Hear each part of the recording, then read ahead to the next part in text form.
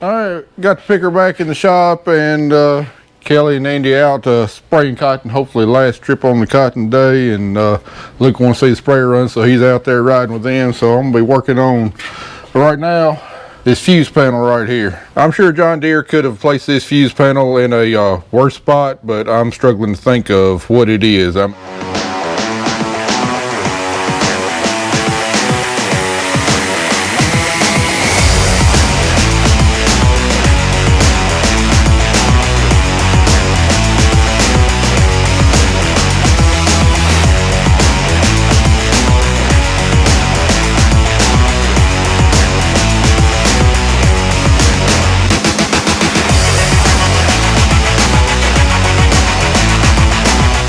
mean, we're right here, you know, on the opposite side of the engine from the fan, and you talking about dust and dirt. I mean, maybe it's somewhat protected from moisture, but you can see how dirty that fuse box is and everything. Probably the number one source of problem on these module pickers is electronics, and it all begins here at the fuse box. Last year I had this fuse box completely replaced, new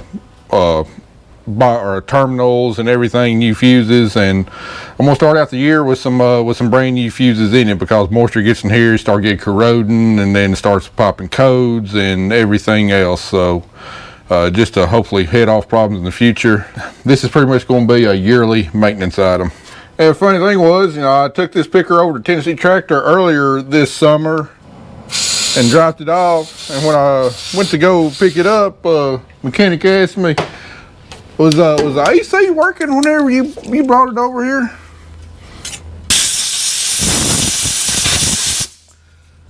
And like, yeah, it was. I mean, it's only like 98 degrees when I brought it over. I'm pretty sure I would have noticed that the AC wasn't working. It's like, well, when we got in the picker to move it, it wasn't working, and come find out there's a problem down here on the fuse box. We changed the fuse, and everything started working again. So that's just a reason why we do it. You can see right here on this terminal right here, it looks like you know, some corrosion starting, and make one bad connection and throw all kinds of gremlins into this picker.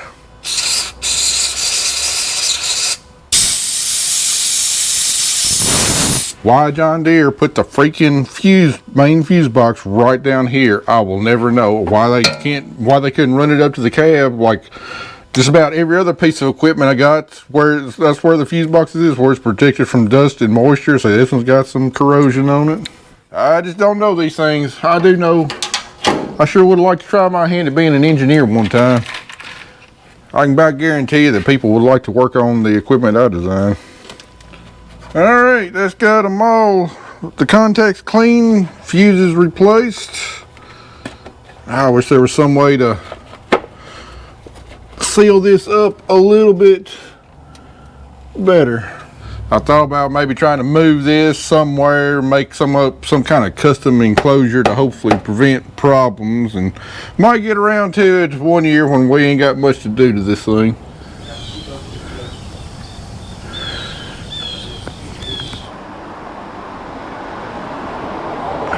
Well, considering it's about as beautiful day as we're gonna get in August, I kind of hate to waste it on an inside job here working on the picker. What do y'all say we get an outside job done for triple digits return here in a few days? I'm fine with that before it gets hot. Considering the Borgo air seeder is no longer with us and we haven't run our drill in a couple years, we really need to get it down here and run through it. Don't think we're gonna have to do a lot, but we can't fit it here in the shop. We need to run through, make sure everything's gonna be good to go for 1,000 acres this fall.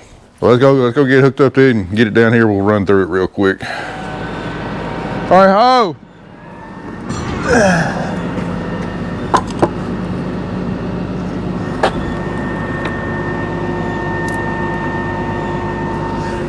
All right, come on back.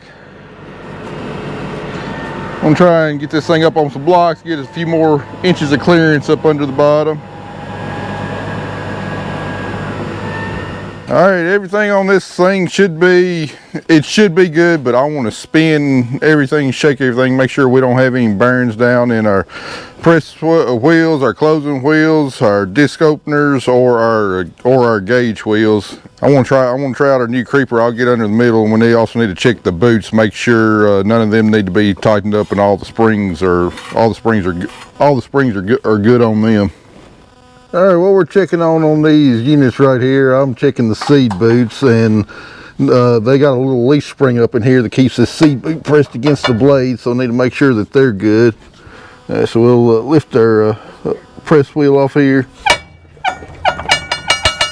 Yep, that spring's definitely good, and then we'll make sure that there's no up or down movement on this seed boot.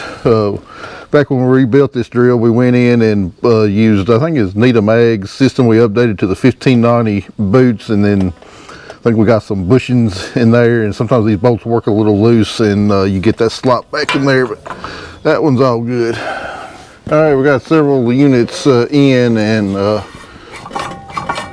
see how loose that one is. That one is not supposed to do that, so that's really going to affect seed placement, so we're going to have to tighten up on this one right here.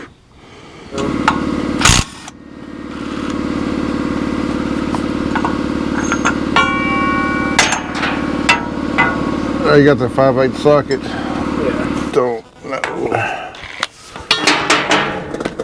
no, I don't need one.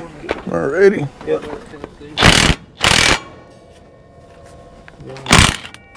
You're tightening it up, right? Yeah, I've got to tighten it up. Oh, okay. Yeah, can you hold this press wheel up?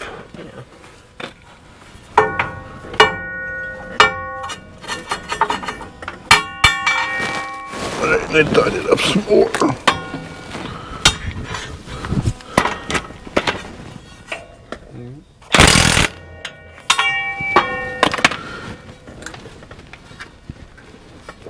We just a little too tight.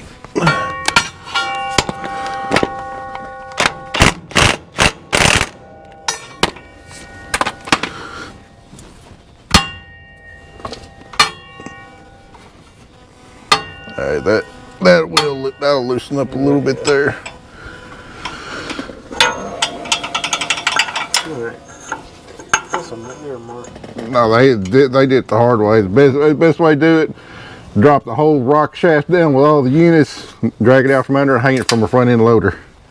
That is by far the best way to work on these things, if you need to do a major overhaul. All right, we went through and got all of our boots adjusted. Less than half of them had some slop. If y'all got any of these drills, there's 3 different fixes on the seed boot. The original design from John Deere is absolutely horrible, and the brackets that the seed boots mount to, just that middle hole, the middle hole gets egged out over time. I know Shoop's got a fix. I think it's called Drill Fix. It's got a solid bushing that goes all the way through. The ones we got on there now, I think, are Needham Agged. They've got 2 bushings, but you have to have just the right torque on the nuts, otherwise they get sloppy. And it's like you saw, we had to go through and retighten some of them. They tend to work loose over time. I had the drill fix on my old 750 drill and absolutely loved it. Some people say there's a problem with the bolts getting seized up. We never had that problem. I love that drill fix. It was a permanent fix, and if I had to do it again, that's probably the route I'd go. I know Exacta's got another solution. I know when I was looking at them, the Needham Ag looked like a better solution than the Exacta. I've never tried it out though, so I can't say. So anyway, all the seed boots are good. I think we found 2 gauge wheels that we had to change the bearing out in, starting to get a little slack. 1 press wheel needed a new bearing, but then looking at the closing wheels, one of them had I hate these keys. Anyway, one of these closing wheels here had a bad wobble, and come to find out the mounting bolt that was on it was bent. And then looking at the others, some of them sound real noisy, and the bearing on the one we took off was just about completely shot. So I think now we're going to take all the closing wheels off and replace the arms, because I have a feeling I'm going to have quite a few go down this fall, and we definitely don't want that. So just for preventative maintenance, we're going to go ahead and replace all the bearings in the closing wheels, and this sucker ought to be ready to go.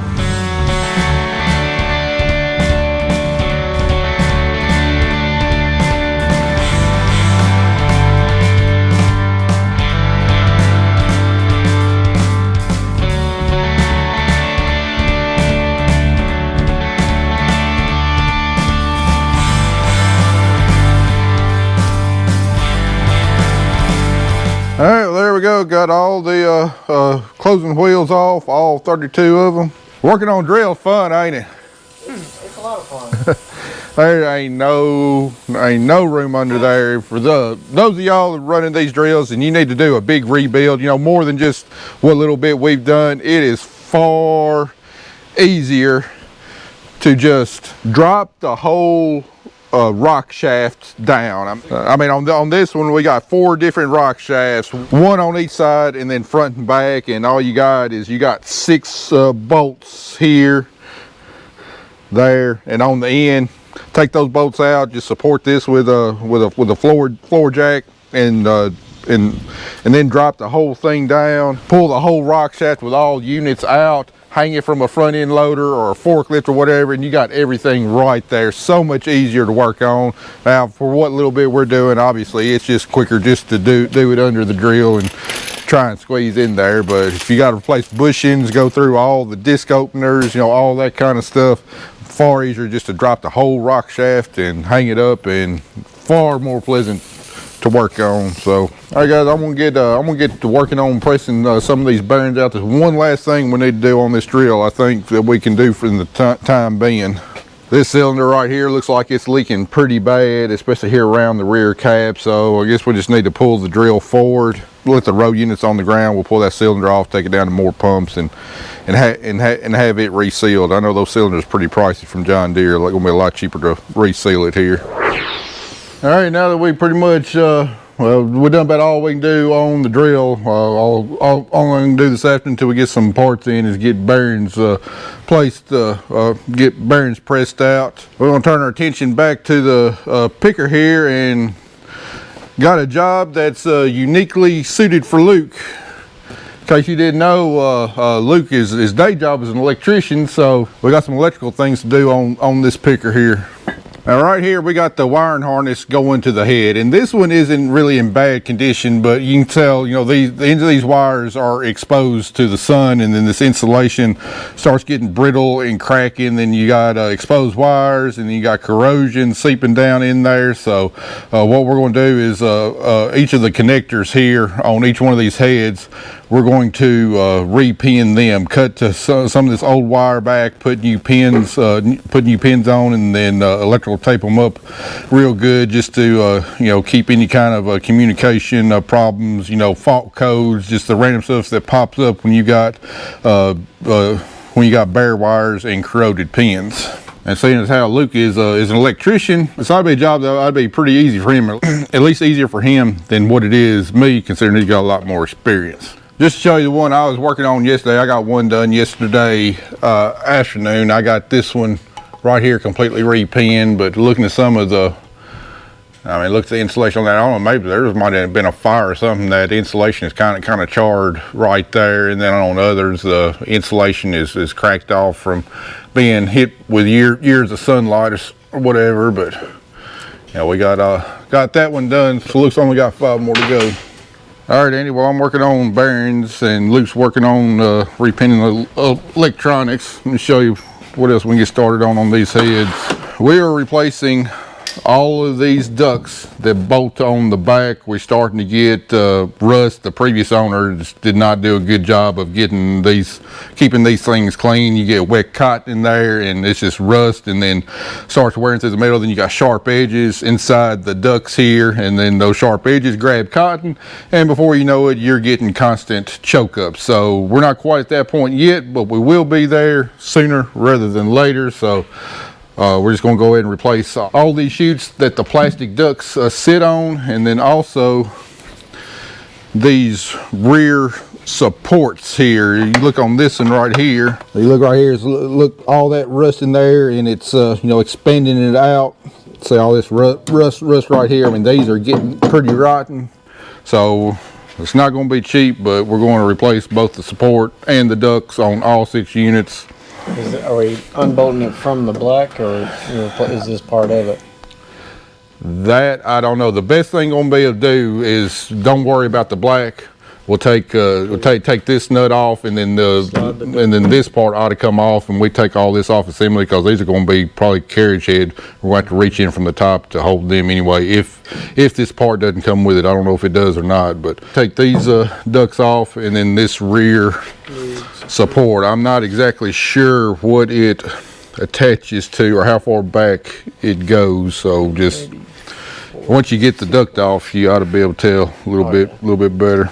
Alright guys, so repinning these connectors, we're just going to start with, I typically try to start with like the farthest one away, that way I can keep up with which one it is.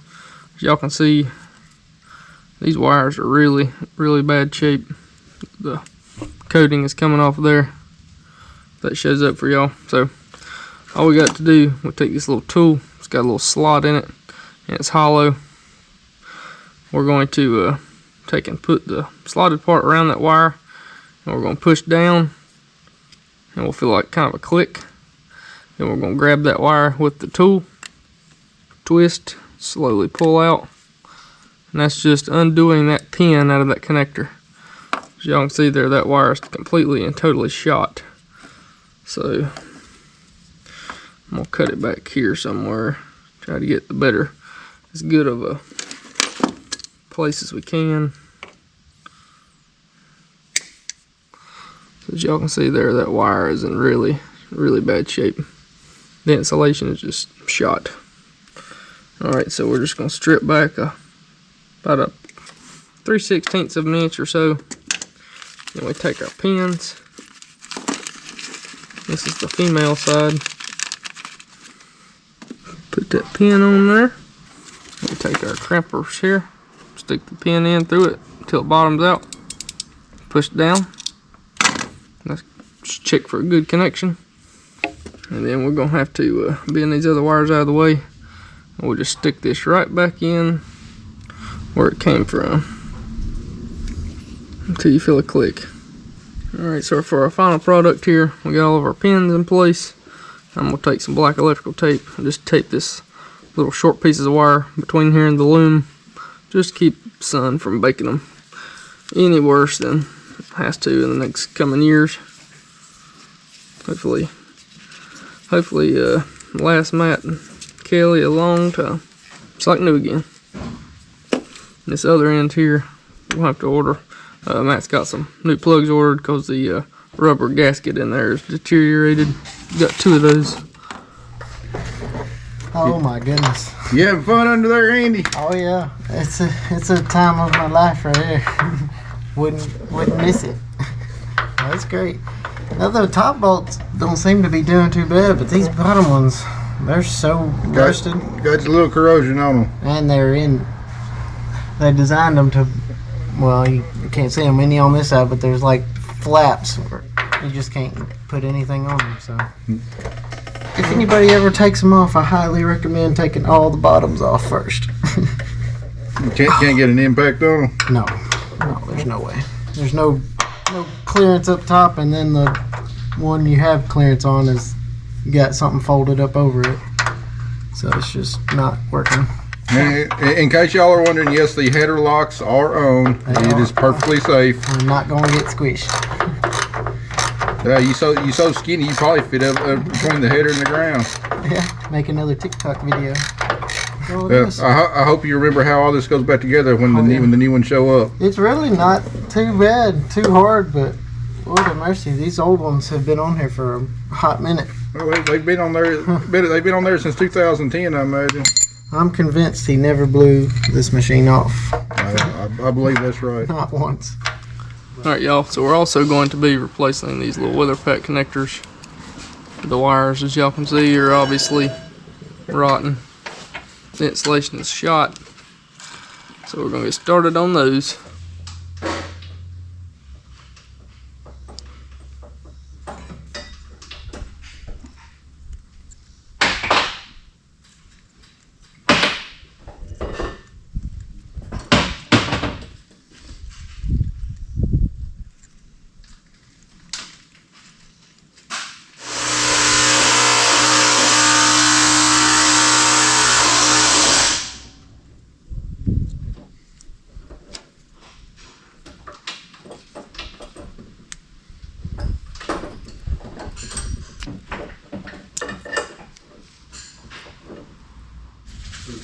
Finished project. All right, we got all of our bearings knocked out, just waiting on the new ones to show up. Luke got most of the connectors repinned. There's 2 of them that the rubber insulation inside was rotten. So I've got to get 2 new naked plugs to go in there. And Andy's still working on the chutes. I think he struggled busting it a little bit. Some of these bolts are pretty rusty and hard to get to. Not to mention you're in pretty tight spots. I sure am glad I got a skinny employee, because I couldn't get in there and do that. Just kind of show you what we're working with and why we're replacing them. Here's the one for the number 3, and just, I mean, look, this stuff was in terrible shape. Here's the one on number 4, and this cotton goes in here, and we start getting sharp stuff right there. It starts catching cotton, and all before you know it, you got your whole chute blocked. See, this one over here is even worse shape. I don't know how we didn't have a whole lot more choke ups last year than what we did. And then I already showed you the rear supports where they're rusted out right there, but you know, they're just in bad shape. Now, that's what happens when you get a cotton picker at the end of the season. You put it up nasty and don't clean it off real good. You know, all that stuff just sits there and rusts all winter long. Then rust starts swelling, pushing panels apart and everything else. So we're gonna have a lot of new green shiny pieces on here this year. Oh, look, while he's finishing that up, you wanna help me? You wanna help me take apart my boo-boo from yesterday? Sure. What did you do? You don't want to know what I did. What did you do? You don't want to know. What'd you do? All right, y'all notice anything wrong? Yeah, this part right here is supposed to be flush all the way across. Had a boo-boo yesterday. Remember, we were working on the belt. We had our accumulator raised all the way up, and anyway, we're gonna take it outside to replace the belts. And well, I forgot to let this thing back down, and it caught on my garage door opener. You can see, look at that green paint right there on the side of it. Fortunately, my garage door opener still works fine, and the brackets and stuff's not been up. I'm really surprised that it wouldn't tear that up, but it caved all that in. And I thought about it. I don't think I could ever get these straightened back out. There's just too much metal, too much bend in them. So got 2 new panels ordered. It cost me about $900. What? That hurts pretty bad. I'm still winning. Yes, still at the top and not breaking shit. We got 1 good panel here, and got 2 that got to come off.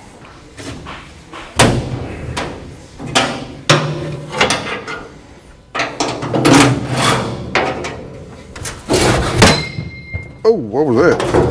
Spacer, please.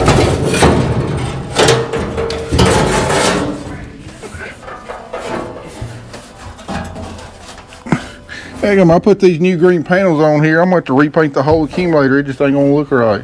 Especially that third one over there. Yeah. Those drone shots ain't going to look right this fall.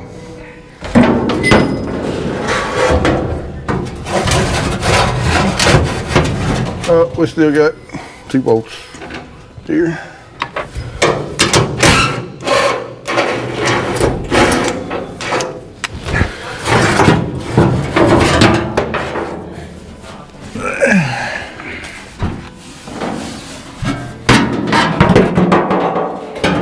Alright. Well, guys, we got a whole lot taken apart. Unfortunately, we ain't got too much put back together because we just don't have a lot of our parts yet. Man, I tell you what, we got parts laying everywhere down here. Everywhere. You gonna remember how all this stuff go back together? Yeah, I'll remember my part. My, Can't help you on the back or whatever. yeah, Especially the spindles and stuff. yeah, 'cause my memory ain't too good. Well, Luke, after working on this thing for what's been 3 days now, what's easier to work on, a cotton picker or a John Deere 6620 combine? Probably the combine. A lot less moving parts anyway. A lot less moving parts. Well, at least on this, and you don't have to stand on your head working under the seat though. That's a good part. Well, unfortunately, today is going to be Luke's last day out here. Him and his wife are heading back to North Carolina tomorrow. Luke, man, I can't tell you how much I appreciate your help this week. Hope you enjoyed your time here, and Appreciate you having us out. anytime you want to come back, or if you just want to give up farming in North Carolina and come to West Tennessee, you're always welcome out here. I know I mentioned it before, but in case you missed it, Luke's also got his own YouTube channel. Like I said, he's a farmer over there in North Carolina. He's trying to get his small farm up and going. You know, slowly building it, acquiring equipment, land, everything else. He kind of reminds me a lot of myself. About 20 years ago, trying to build up a farm. So he's done a lot of unique things you won't see anywhere else, like bagging a lot of corn for deer corn, you know, wheat straw. What else you doing over there that's kind of outside the norm? Bale hay, still do the regular crop stuff, fix about everything, change your own tires. We can do it ourselves, we do it ourselves. Yeah, I mean, y'all even built your own litter spreader this spring. Pretty much. Yeah, I took an old truck, put a litter bed on there, you know, some real neat stuff. So, like I said, the name of his channel is Routh Farms. Y'all be sure and check his channel out. If you like our channel, I know you'll like his too. All right, well, that's about all we can do, Andy, until we get some parts rolling in. I guess maybe tomorrow we'll back the picker out. We got our parts in for a ripper, so maybe we can at least get that project finished up. So, all right, guys, well, we'll see you back out here in the morning.